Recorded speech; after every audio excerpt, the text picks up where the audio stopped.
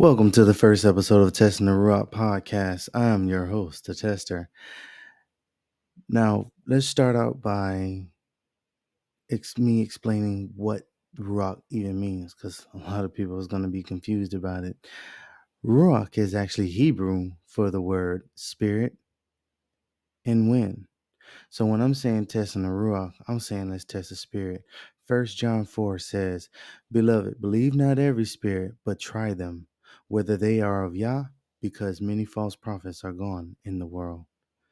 So it's our jobs to analyze everything in our beliefs, religion, race, politics, and culture.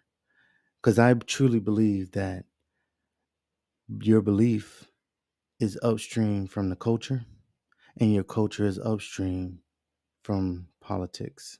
What that means is what you believe, you're going to enact into the world, because that's what our culture is a group of people that believe similar ideologies. And whatever those ideologies are is going to trickle down into our politics. And here in America, we tend to have a very toxic culture. It's not just a chocolate community, but many other communities. Unfortunately, uh, our culture, the chocolate culture, has been taken over. And because a lot of the things that chocolate folks do seems to be more trend setting, a lot of people have followed us into the abyss. So I want to talk about those things, all the things that we're not supposed to talk about, but I want to talk about it in an honest way. And I want to talk about it with you. If you feel strongly about something and you're willing to have an honest conversation, I invite you to join my um forgive me, my Telegram group. I'm going to create a Telegram group, and I'm going to ask that everyone that wants to have a honest conversation about the state of affairs in this world, I ask that you join me and give me your thoughts and your opinions, because the fact that we need each other is very seems to be nuanced. It seems to be a new thing, but that's what it's always been. See, I truly believe that humanity is a body.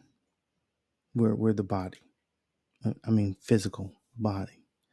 Uh, when I was young, I would hear people talk about the body of the Messiah, and I never quite understood it until I got older. Now, the body is made up of many millions and billions of cells, maybe even trillions. And although each cell is similar, they all have different jobs, different things they do. Well, you have some cells that create hair, some cells create teeth, some cells help with your eyes, but they're all needed. No matter where they are in the body, no matter how they function. If the cells didn't do the right thing, there's something wrong. And the fact that we have certain individuals in this world,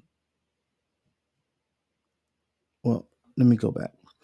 I want to analyze that body and cell um, story allegory. See, think of the military and the police, like the white blood cells. They're the ones that are supposed to keep the body safe, keep it healthy. You have certain red blood cells that help fix wounds and things of that nature. The white blood cells get rid of the bad stuff. Some of the red blood cells help rebuild. So those are builders, those are contractors and things like that. We have cells that help get rid of waste. Those are of course, the sewer systems and water treatments and things of that nature. And we also have foreign bodies like bacteria. We have good bacteria and bad bacteria, especially in our guts. Those are the animals that we surround ourselves with. Now, what about the bad people? What about the individuals like the elites, WEFs, the even the government? Now, uh, there's always been bad actors in our lifetime, so that shouldn't be anything new to anybody. But they will be more represented as cancer cells. Now, cancer cells are cells that mutated, perfectly healthy cells, but they mutated somehow, and now they're spreading. They're spreading amongst the body, corrupting other cells, and ultimately to take down the body. I'm not aware, I'm not sure if they know that or not, but that's what's going on. And those are the individuals that claw their way into power. Now, I simplified it. It's a lot more complicated than that. But if you keep that in mind, I think it'll help you understand that we are needed. No man is an island. We weren't when the first man was created. Although he was created by himself, he shortly found himself a partner. So we need to get past this idea that we can do everything on our own, because it's very unhealthy. This is one of the main reasons why mental health is such a big deal right now. And I wanna do a topic on that. I want to break that down a little bit more, but this is the reason why we're in the state that we're in today, because we're so divided, and we're we have to remember that this is a war, not a physical war like the word says, that we're at war with spiritual beings in high places, principalities in high places. So we have to treat it like a war. We can't forget that this is a spiritual war, and it's being manifested into the physical. This and to prepare you for the war, I came up with a bunch of ideas and a bunch of books that we should adhere to. And one of the books is The Art of War. You're going to hear me talk about this book time and time again. But the divide and conquer, that's where that comes from.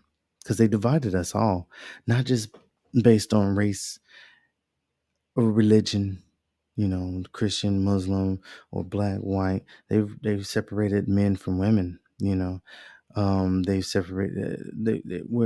We're our children are separated from us. You ever wonder why every generation has a new type of slang? I remember growing up, we had our type of slang, but it was weird. Thinking about it now, it was strange, because a lot of it was reversed. We would say stuff like, "Oh, that's ill," but we meant that to be good, But no one wants to be ill. We say, "Oh, that's bad," or "That's dope," that kind of stuff. And they were negatives. We were speaking in negatives, not understanding exactly what we were saying, because we were young. But now I'm older and I have children of my own. I'm listening to other young people, and they're saying they have their own forms of slang. And I truly believe that that's being introduced to us to, one, mess up the language, barrier, kind of a Babylonian tactic, to where, you know, uh, groups in their own age bracket can't really relate, because if you're not in that group, you're not going to understand. But also, it's to create a divide between the parents and the child. See, it's up to the parents' job to relay information to the children so that they don't create the same mistakes that the parents did. But if you're speaking in text, remember that LOL? People used to actually say that. I know it sounds ridiculous now, but that was a form of communication. They would talk in text. But I digress. That sense of communication creates a barrier between the parents and the child, so that because children are naturally rebellious, so you're naturally going to do things that the parents aren't going to want to do, aren't going to want you to do. But not only are you going to rebel, but you're going to keep continually making the same mistakes. And then on top of that, the parents don't have the children with them for a great majority of the time because we have to work. If you don't work, you don't eat. And the greater population are totally unaware of the world that we live in. That's why I like the term matrix so much.